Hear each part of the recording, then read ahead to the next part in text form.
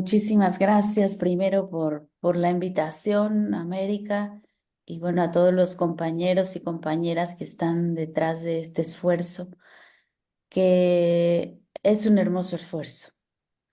Creo que es una revista como llena de vida y llena de dolor, pero es así como tenía que ser. Y creo que una de las palabras que está más presente en la revista es la palabra vida.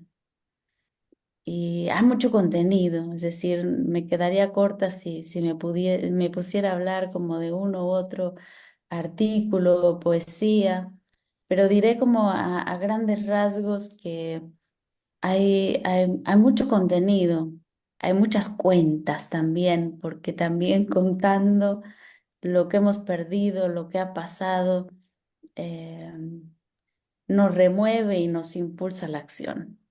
Hay también mucha memoria, mucha historia y como una rabia que interpela y que pretende justamente mover y conmover. Y en ese esfuerzo hay incluso palabras, letras que salen como desde los escombros también. Y yo quisiera como resaltar eso porque hay como muchos gritos de muchos lugares y es lo que estamos viendo en general en el mundo. Gritos de liberación en todas las lenguas y creo que esta revista pues hace un eco de todo ese esfuerzo que nunca será bastante. Eh, Creo que lo más importante es que el horror no nos haga caer en el silencio, no nos paralice, no nos inmovilice, sino que pueda seguir siendo un detonante para entrelazarnos más, para unir mundos, para poner el mundo sobre sus pies, porque bueno, hoy día realmente este mundo está literalmente al revés. Incluso yo diría, es increíble cómo, y también esta revista, por ahí un artículo lo señala, cómo es que los pueblos están clamando en tantos lugares y sin embargo se sigue imponiendo, ¿no? Una minoría que nos hace mostrar, como nos hace ver todo el músculo que tiene diciendo no pararemos, no pararemos, o sea, grita el mundo, griten los pueblos y creo que eso es lo que más nos ha hecho como despertar y empezar a subir el tono que es el tono que finalmente sube cuando la víctima se da cuenta que la única manera de vivir es romper los muros de su cárcel, es romper las cadenas de la tortura. Y, y creo que es lo que estamos viendo todos los días. Y a bueno, Silvana ha traído tantas imágenes tan potentes como esta revista. Y con tanta sugerencia que yo diría, mira, querida Silvana, si no eres poeta, lees como poeta, que ya es bastante. Y eso yo siempre te lo he agradecido porque siempre como escuchar de tu hermosa voz, que además sale del corazón, o sea, y eso se siente, que cuando lees algo, conmueves. Y, y bueno, yo quería también eh, resaltar que este dolor lo tenemos que convertir en algo, o sea, lo que tenemos que convertir en muchas cosas y bueno, creo que todas estas producciones, como bien decía Carla, que se han desatado a partir de este genocidio, pues es lo mínimo que se puede hacer. Y yo creo que tenemos que seguir buscando, inventando caminos para ir resolviendo este laberinto. Y efectivamente algo diré de 1492 que ya me interpelaron a hacerlo. Y bueno, en la pequeña nota que yo les mandé, justamente lo decía. Y creo que hoy en día tenemos que vernos, digamos, a partir de ese lente de 1492 como sobrevivientes. O sea, en parte somos también hijos de esa resistencia, hijos de todos aquellos que no quisieron morir y que se levantaron y que lucharon y que liberaron que construyeron nuestras repúblicas y que seguimos todavía en el proceso de descolonización, que es un camino que todavía nos va a tocar transitarlo eh, a las siguientes generaciones. Es decir, hay mucho trabajo por hacer.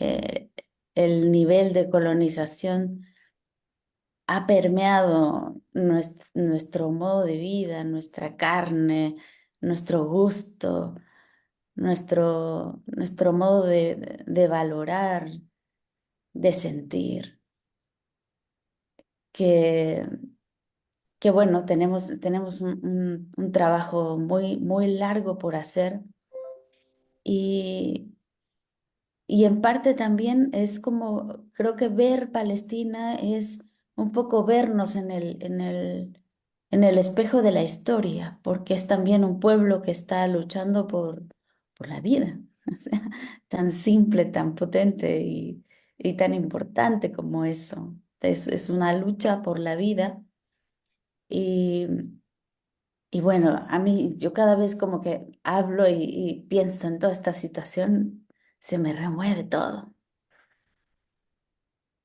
Es como, es fuerte. Y creo que también parte de lo que más conmueve es creo que sentirse madre de tantos niños, ¿no? Em, y además un profundo dolor, creo,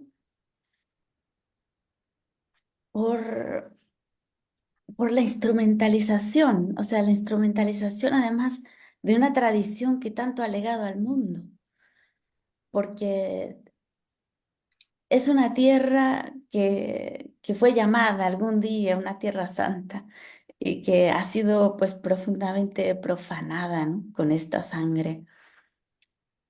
Y, y bueno, yo escribía Israel de soñarse como una tierra que emana leche y miel, hoy se ha convertido en una tierra que emana sangre y hiel. Y ese dolor, esos gritos, esos sueños reventados, esas vidas deshechas, esa humanidad colapsada van a clamar por siempre justicia desde lo profundo de la tierra. Pero también esa sangre, que es una sangre inocente, la sangre inocente nunca se derrama en vano. Esa sangre va a rebautizar esa tierra, que para santificarse se va a llamar Palestina. Palestina por toda la eternidad. Una tierra santa, una tierra de migrantes, una tierra que nos recuerda que estamos de paso en esta vida y que en esta fragilidad, en esta vulnerabilidad que somos, es donde tenemos que buscar lo verdaderamente sagrado. Palestina nombrará desde hoy lo humano, porque en su espejo habremos de definirnos como humanidad. Y quiero yo recordar a otro maestro, a Enrique Dussel, que también aquí se ha mencionado, y que él estaría aquí con nosotros el día de hoy y está con nosotros el día de hoy. Lo convocamos en su palabra, en su espíritu y en tantas enseñanzas que nos dejó. Y él escribió un libro que se llama El humanismo semita. Y explicaba ahí algo tan importante que yo quiero recordar hoy. Y él decía, la antropología, o sea, la concepción del ser humano en una visión semita, parte de la idea unitaria de la carne. O sea, no hay un dualismo, alma-cuerpo, sino que en la carne está la vida, y la vida es el fundamento, decía él. es el fundamento de la ética.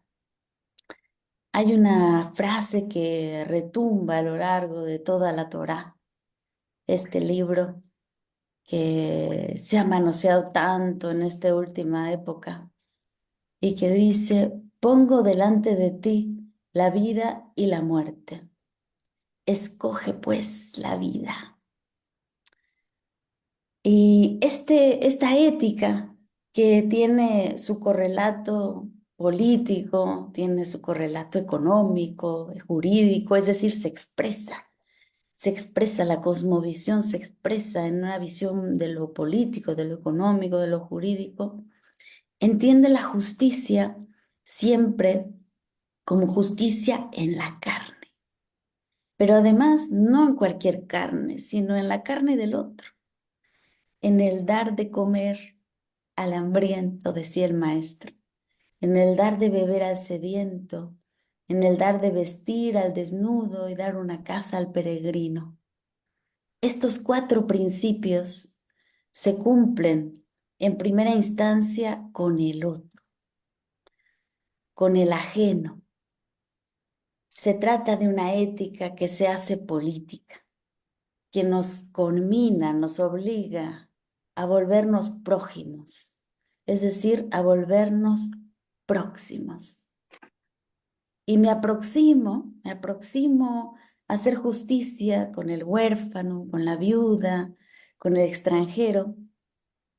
Y decía el maestro: no se trata entonces de mi hijo, de mi esposa, de mi vecino, sino que el hacer la justicia con el otro es el criterio máximo al que uno puede aspirar y se cumple precisamente en este acto de volverse próximo del ajeno. La cultura semita, decía el maestro, es una cultura de la hospitalidad, porque además es una cultura que surge en el desierto, en donde la vulnerabilidad es absoluta, porque ante la inclemencia, mi vida depende del otro. Así que un techo, una túnica, un vaso de agua, un trozo de alimento, son bienes preciados y forman justamente los 4 pilares de esta cultura. En lo económico, la construcción del reino no se realiza a través de la producción de la abundancia, sino aprendiendo a partir y a repartir el pan. Es decir, aprendiendo a ser comunidad. En el compartir es donde se produce el milagro de la multiplicación de los panes y de los peces.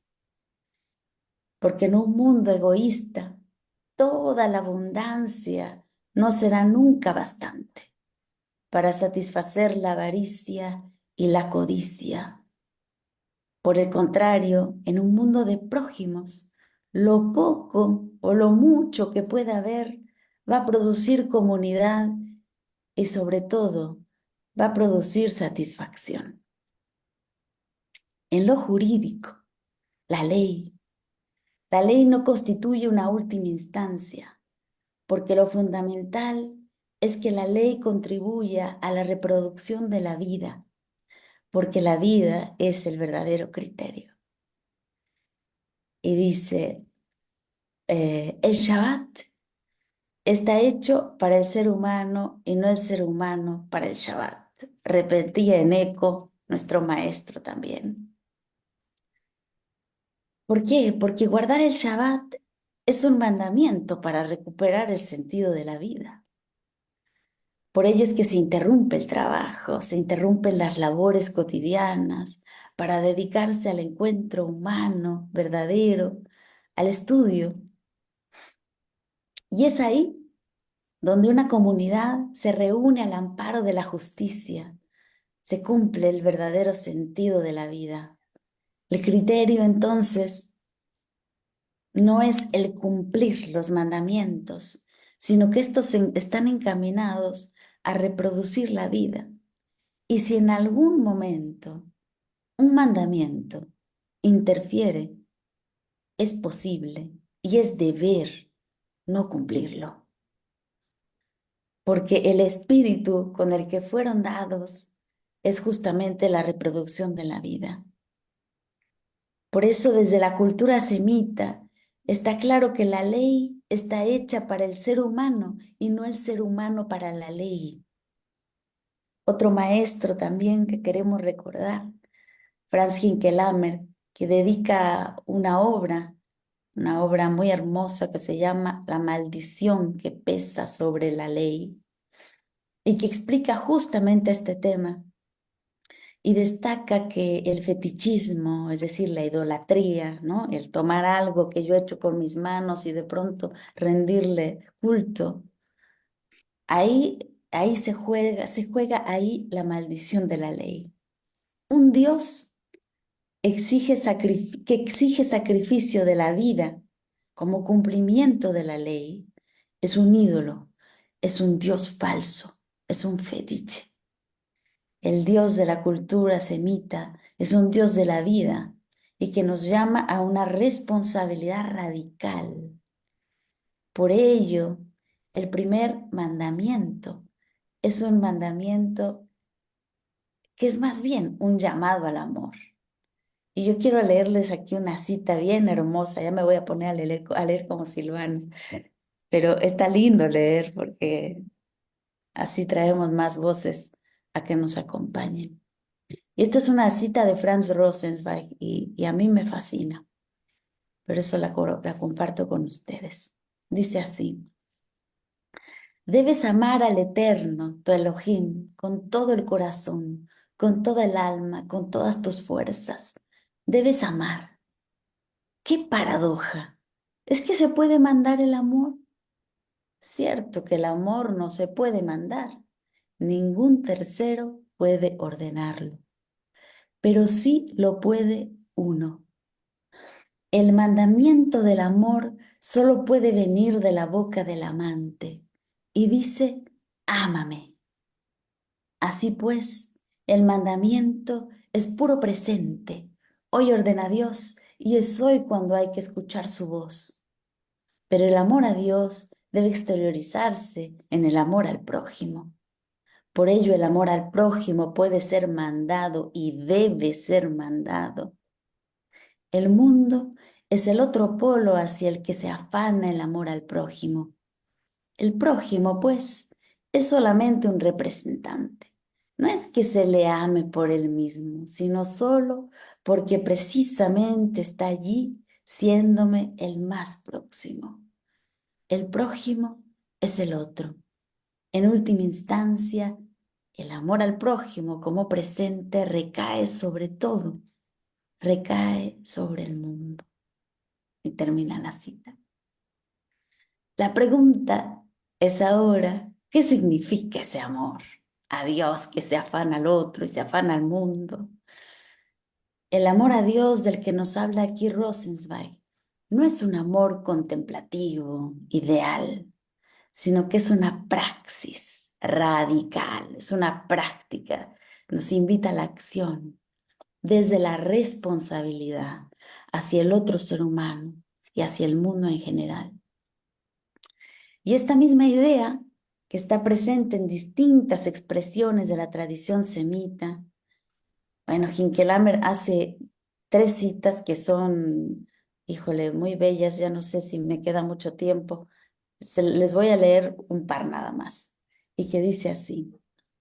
La primera se trata del profeta Isaías, proclamada después del exilio a Babilonia, y dice, el Espíritu del Señor Yahvé está sobre mí por cuanto que me ha ungido a anunciar la buena nueva a los pobres, me ha enviado a vendar los corazones rotos, a pregonar a los cautivos la liberación y a los reclusos la libertad, a pregonar el año de gracia de Yahvé, día de venganza de nuestro Dios, para consolar a todos los que lloran, para darles diadema en vez de ceniza, aceite de gozo en vez de vestido de luto, alabanza en vez de espíritu abatido. 700 años después, Yehoshua HaMashiach nos dice en una idea muy similar, El Espíritu del Señor está sobre mí, porque me ha ungido para anunciar a los pobres la buena nueva. Me ha enviado a proclamar la liberación de los cautivos y la vista a los ciegos, para dar la libertad a los oprimidos y proclamar un año de gracia al Señor. Y todo esto para llegar además, y esto también se los tengo que leer, al ateísmo de Marx, que dice, es una cita también hermosa que cita Hinkelhammer y que dice así: la crítica de la religión desemboca en la doctrina de que el ser humano es el ser supremo para el ser humano y por consiguiente en el imperativo categórico de echar por tierra todas las relaciones en que el hombre sea un ser humillado, sojuzgado, abandonado y despreciable. El ser humano tiene que ser concebido como una existencia sagrada, una manifestación sagrada, como todo lo creado. Y esa sacralidad es la que hemos perdido. Esa sacralidad ahora la tienen los grandes consorcios, las grandes empresas, las grandes marcas. Y lo que nos está diciendo Hinkelhammer, lo que nos están diciendo Dussel, es que eso es el fetichismo puro, eso es idolatría. Todo tendríamos que volcarlo a una responsabilidad absoluta por la creación, a una responsabilidad absoluta por el otro, de manera que podamos superar esta dialéctica tan de muerte. Ramón Grossfogel hacía un resumen que me parece muy apretado y me parece muy preciso. En algún momento se dijo, cristianízate o te mato. Esa era como la disyuntiva. Por supuesto que este cristianismo no era el cristianismo que digamos, originario. No era el mensaje que trajo Yehoshua ben Yosef. Eso fue ya cristiandad, es decir, una concepción idolátrica del cristianismo. Después se dijo, civilízate o te mato. Entonces parecía que había que eh, desarrollarse a la manera europea, civilizarse, como decían los españoles en nuestro continente. Después se dijo, democratízate o te mato.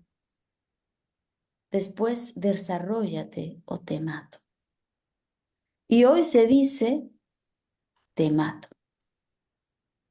Se acabó la dialéctica, se acabó la opción, porque el palestino con su existencia está destinado a ser muerto. No puede dejar de ser palestino. O sea, tiene como el sello de la muerte en su propia piel. Y esta es la lógica que se nos está imponiendo hoy en día. Por supuesto que eso no tiene nada que ver con la cultura semita. Por supuesto que se ha instrumentalizado de la peor manera una tradición que venía con un mensaje contrario, que cada tanto se olvidaban los pueblos y por eso es que vinieron los profetas a enmendar esas páginas manoseadas, a enmendar ese mensaje que se iba olvidando. Pero lo triste de todo, después de la Segunda Guerra Mundial, y yo quiero recordar aquí a Aimé Césaire, el discurso del colonialismo, que dice, Hitler perdió la guerra, dicen, pero en realidad ganó la guerra porque su espíritu ha pervivido. Es una victoria total. Estamos en un momento muy duro, en donde tenemos que saber discernir, porque todo parece confundido en una borrasca. Ya lo anunciaba el padre Jacob, ¿no? De los 12 hijos. y decía, con sus acciones, cuando los hijos fueron a matar a un pueblo, él les dijo, con sus acciones me harán despreciable ante todos los pueblos. Esa crítica de Jacob sigue sonando el día de hoy. Y se los dice a estos hijos que se han olvidado cuál era el mensaje de amor. Porque además hay que decir que ese pueblo fue migrante siempre. Ese pueblo no estaba atado a una tierra terrenal, porque la tierra era en realidad el que estaba sobre la tierra, el ser humano. Eso es lo sagrado, lo que tenemos que recuperar. Así que, pues un saludo y que siga la potencia de este dolor, de este amor, y que podamos hacer estremecer hasta detener la guerra. Muchas gracias.